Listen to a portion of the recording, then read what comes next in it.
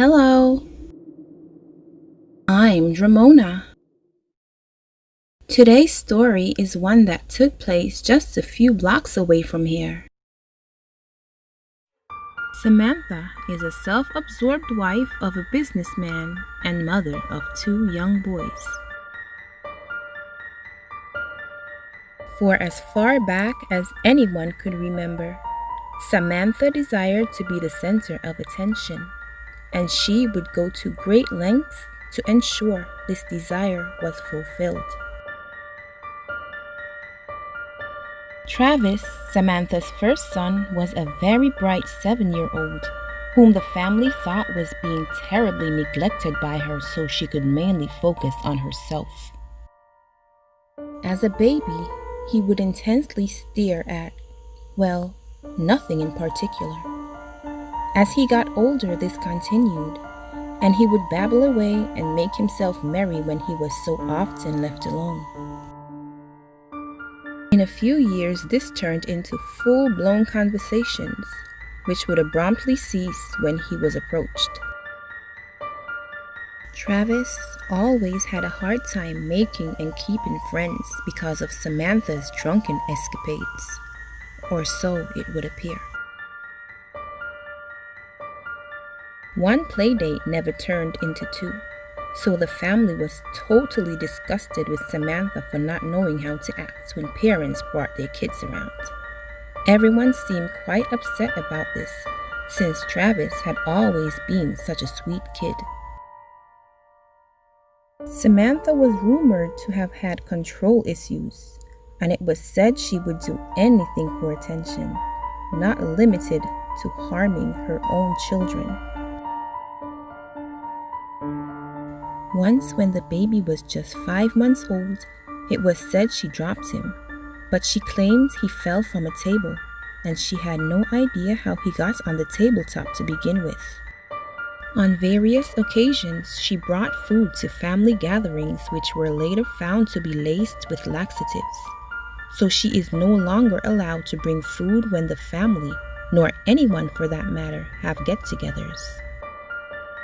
Most recently, she began stealing things from the grocery stores that didn't even make sense, but she claimed she didn't, even when the items were found in her bag. The final straw came when her husband woke to find her sleeping like a baby with a bloody knife in their bed one morning. Thinking the worst, he ran to check on the kids, but found them sound asleep.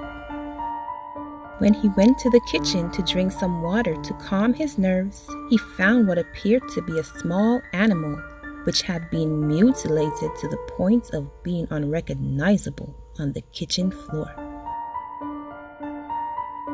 Samantha claimed she had no recollection of being awake nor ever coming into contact with an animal, but this of course was her usual response after acting a fool. Well, after this happened, Tim, her husband, no longer trusted her to be alone with the kids. So his parents agreed to take turns staying with her while he was at work. Well, Tim's parents never liked Samantha, and they put no effort into making it a secret. So the atmosphere was one of constant strain. One day while Tim's father was at their house, he said he and Samantha were going down the stairs and she pushed him. He probably would have broken his neck had he not held onto the railing. Once again, Samantha cried her crocodile tears and denied everything. She was given an ultimatum. Either she decided to go to therapy and move into an apartment away from the family until she sorted out her issues, or the incident would be reported to the police and her father-in-law would press charges. Samantha chose therapy and being separated from her family. This meant she would be spending even less time with her children and could only see them during supervised visits. However, little Travis did not see this as an issue. The wall was and had always been Travis's best friend. When he first told his parents this, they thought it was the funniest, most unique, and adorable thing that a wall would be his representation of an imaginary friend. But they couldn't have been more wrong. Although Samantha had given birth to Travis, he was not their son. She was merely a vessel used to bring forth the offspring of something much more sinister. But the family was none the wiser.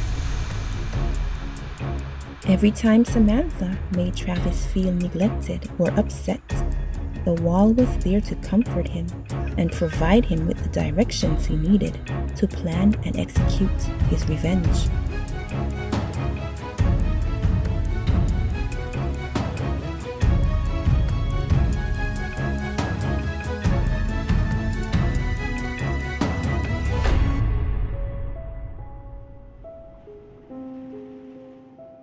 Hello, Father. Hello, my son.